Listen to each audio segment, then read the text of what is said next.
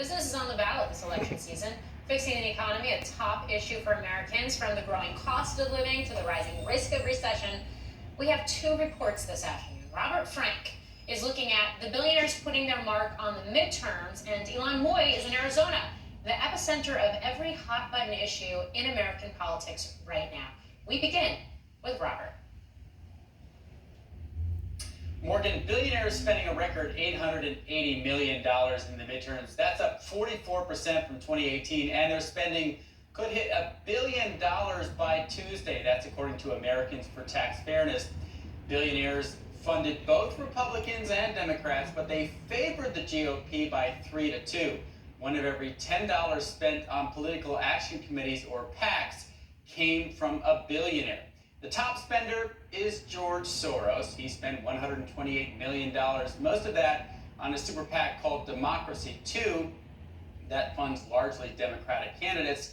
Richard Uihlein, the Wisconsin shipping magnate, he was second with $67 million, spending largely on Republican super PACs. Ken Griffin spent $66 million on Republican super PACs and candidates. That is in addition to the $50 million he spent just in Illinois.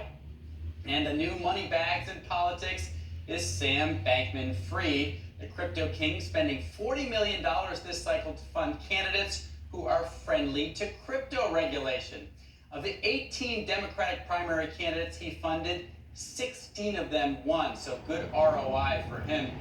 Now, the other big donors this cycle include Michael Bloomberg, Peter Thiel, Larry Ellison, and the hedge funder Stephen Mandel. Guys?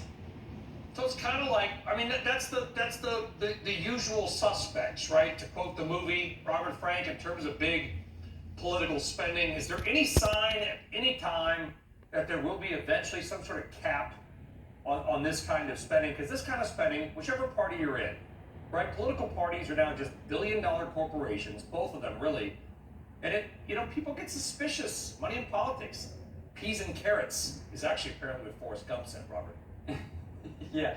Look, you're right, Brian, although there are some new actors this cycle. Ken Griffin is sort of, many people see him as the new Koch of the Republican Party and the Koch family that, used to fund a lot. Now Ken Griffin is funding a lot. So he's new in terms of the amount he's spending. Sam Bankman-Fried hasn't been around for previous cycles, certainly at this level, and is vowing to spend even more in the 2024 cycle. But on the cap question, until Citizen United is revisited by the Supreme Court, which is very unlikely given that court's makeup right now, there will be no cap on spending by these billionaires.